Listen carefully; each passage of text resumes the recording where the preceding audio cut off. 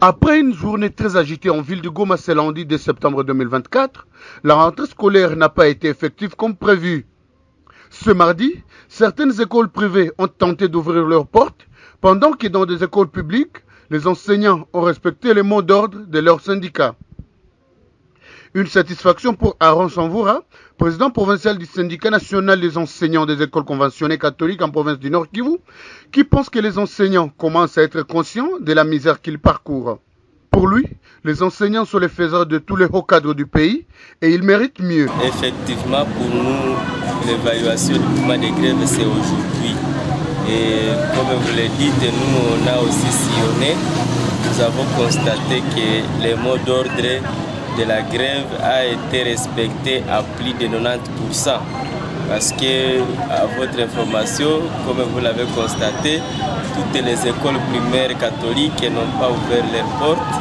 Et dans la ville de Goma, il n'y a que deux écoles secondaires qui ont tenté d'ouvrir les portes.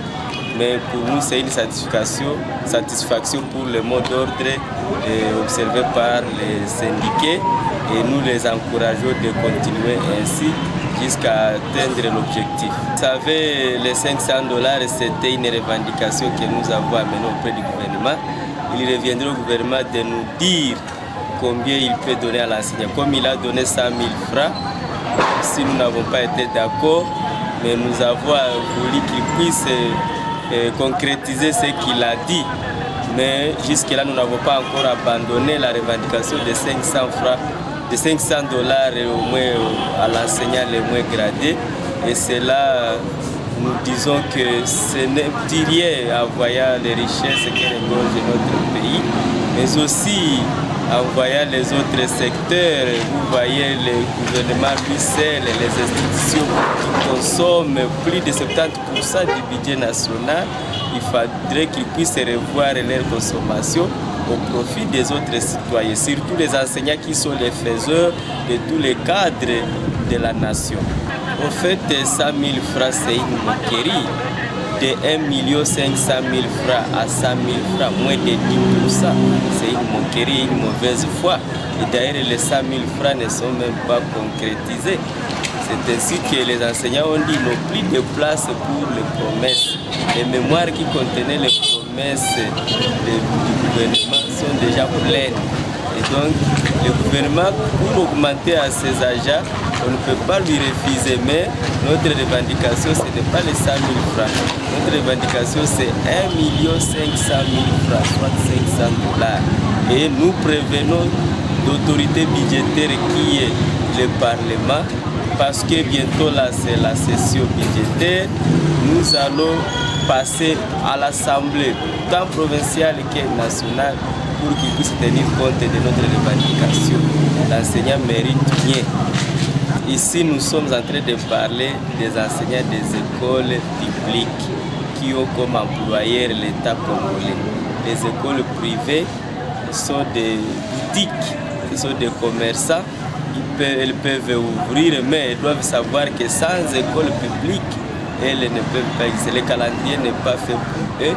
Le calendrier est fonction des écoles publiques. Ils ont intérêt aussi de nous accompagner parce que si nous sommes bien traités, ils seront aussi bien traités. Je voudrais aussi rappeler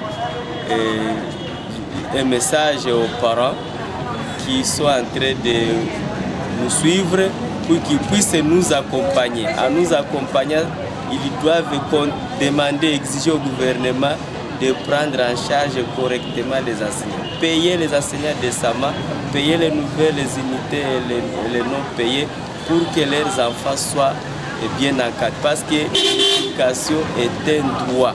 Et il ne suffit pas seulement d'être dans la salle de classe, mais il faut être dans la classe et être bien encadré.